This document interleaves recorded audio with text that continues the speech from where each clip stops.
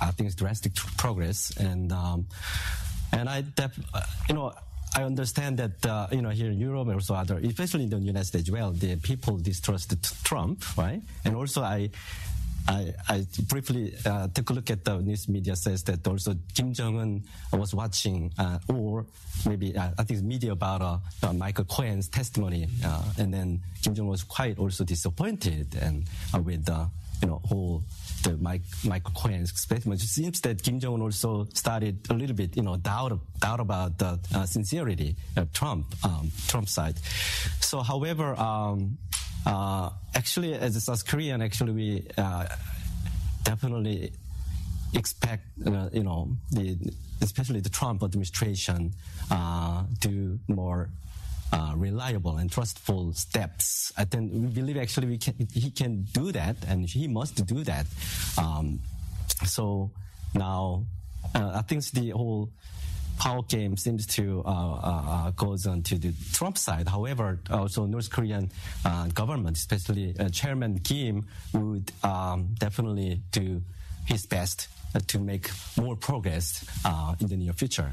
Don't you think he was expecting too much? Do you think he really thought Trump was going to say, okay, we're going to lift the sanctions? I mean... No. Actually, I don't know. I don't deeply understand his intention. However, in Korea, we expected at least, there is some partial reduction, definitely the easement of the economic sanctions, right? This is the first step. At least, North Korea first showed their willingness to the process of denuclearization last year. And also, this is actually a irreversible step they already made. And they wanted to focus on economic development much more than the military power development. So this is, I think, we understand this is North Koreans' firm decision. So it's now actually a Trump government, and I think the United States in general must show they're also interested in building up this peace process in Korean Peninsula. Okay, more on that in just a second. The summit in Hanoi, the one thing I think we can agree on, brought together two very unusual leaders in Donald Trump and Kim Jong-un. Of the two, I think less is perhaps known about the North Korean Supreme Leader. Before I ask our guests what they can tell us about Kim, here are some brief impressions. Kim Jong-un was given a spectacular send-off as he left Pyongyang for the summit. He certainly had kinds of events, whether it's military parades or nuclear weapons tests. Since Kim came to power in 2011, he's been a thorn in the side of the United States. But North Korea's economy is in a shambles, due in large part to international sanctions. Kim has vowed to get the economy moving again. In April 2018, Kim met South Korea's President Moon Jae-in for the first inter-Korean summit in 11 years. In June, Kim traveled to Singapore for a summit meeting with US President Donald Trump, but made only vague promises about denuclearization. What can we expect from Kim at the Hanoi summit? What can we expect now in the immediate aftermath of the Hanoi summit? And I suppose, Cherry, just tell us the one thing we need to know, what I need to know to understand Kim better. I think Kim Jong-un is seen, at least in the region, he is the second youngest state leader in the world, and people in the region see him as very progressive compared at least to his father and his grandfather, and they would expect more from Kim Jong-un because he also studied abroad when he was young and he had some international experience.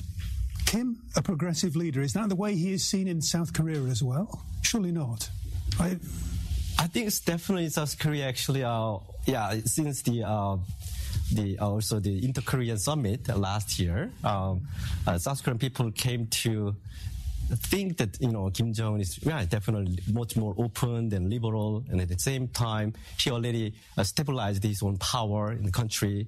So, and then people change their perspective on Kim Jong-un a lot, actually.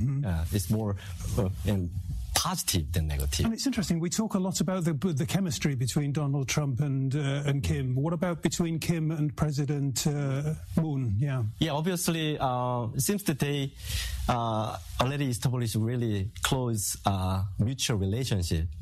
South Korea also need to improve the relationship, normalize the relationship with North Korea. Otherwise, there's domestic problems in South Korea, economic problems, and also people's mindset. There's internal conflicts within South Korea. So, South Korean people, especially really appreciated and respect the President Moon really tried to normalize the relationship with North Korea, but without the support from the United States and also international society, particularly Europe and Germany, I think this internal normalization process is not possible. Where is Kim likely to go next, Eric? On the train back to North Korea. I mean, the fact that he had to take a train is interesting. He doesn't have to take a train. He doesn't have a plane. He doesn't have a plane. That's the problem. He flew to Singapore on a China plane because his government plane is 60 years old and missing some spare parts. That says a lot about the situation in North Korea. It's economically, as the show mentioned, the program mentioned, in shambles. Kim is the one under pressure. He needs to bring something home. He's got to give up his nuclear weapons. The pressure within the Korean economy is coming from way down deep, or from the urban power elite?